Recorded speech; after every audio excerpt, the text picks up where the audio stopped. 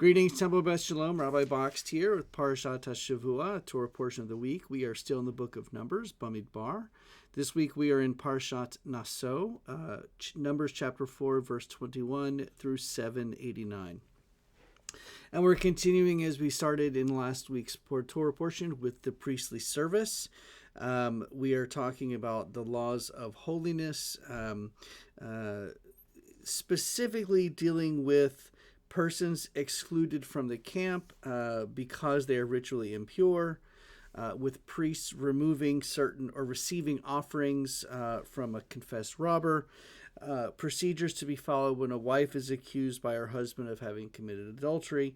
And then we continue on with vows of abstinence, the priestly benediction, and princely and priestly things. And what I want to do is I want to focus specifically on this idea about a woman being brought up upon charges of adultery.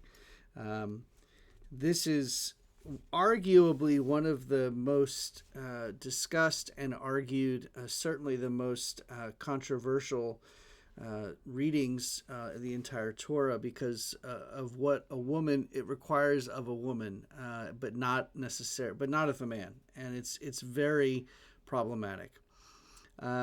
So it begins with the Eternal One spoke to Moses, saying, "Speak to the Israelite people and say to them, if any wife has gone astray and broken faith with her husband, in that a man has had carnal relations with her unbeknown to her husband, and she keeps secret the fact that she has defiled herself without being forced, and there is no witness against it, but a fit of jealousy comes over him, the husband, and he is wrought up about the wife who has defiled herself.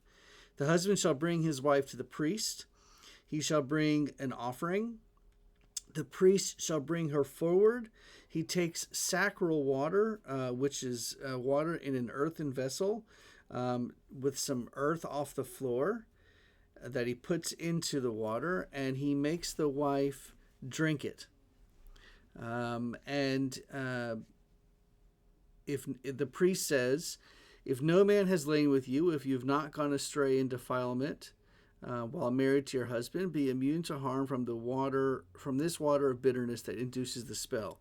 But if you have gone astray while married to your husband and have defiled yourself, if a man other than your husband has had carnal relations with you, here the priest shall administer the curse of adjuration to the wife, and he says, may the Eternal make you a curse and an imprecation among your people, as the Eternal causes your thigh to sag and your belly to distend. May this water that induces the spell enter your body, causing the belly to distend and the thigh to sag, and the wife says, Amen, Amen. And basically, once he's drank the water, if nothing happens, then she is seen as not guilty. But if her thigh begins to sag and her belly begins to distend, then she is guilty. And this is what they call the ritual in cases of jealousy, when a wife, quote unquote, goes astray. But there's nothing in here about what happens if a man goes astray, at least not in this section. So as you can understand, that is quite problematic for us today. It's sexist, and obviously it's inappropriate. But I want to move forward to Numbers chapter 6, verse 22 through 27. Vayidaber Adonai el Moshe lemor, the Eternal One spoke to Moses. Daber el Aharon ve'el banav lemor, speak to Aaron and his sons, saying, Ko tivarachu et bnei Yisrael amor lahem, you shall bless the people of Israel and say to them, Yivarechecha Adonai v'yishmerecha, the Eternal bless you and protect you. Ya'er Adonai panav elecha v'yikunecha, the Eternal deal kindly and graciously with you. Yisad Adonai panav elecha v'yasem lecha shalom, the Eternal bestow divine favor upon you and grant you peace.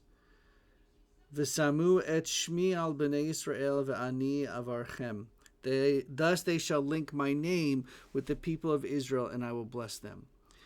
This is the priestly benediction.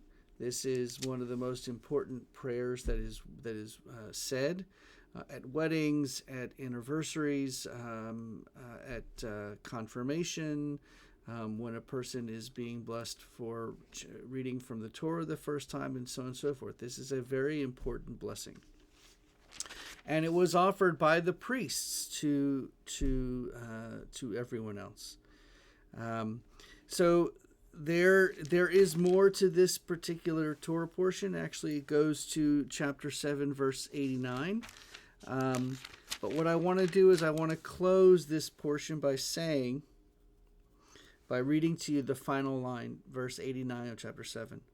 When Moses went into the tent of meeting to speak with God, he would hear the voice addressing him from above the cover that was on top of the Ark of the Pact between the two cheruvim. Thus God spoke to him. And this is an explanation of how God speaks to Moses face to face, if you will. That's Shabbat. That is our Shabbat Torah portion, and our weekly Torah portion. And I wish you a Shabbat Shalom, and see you next time.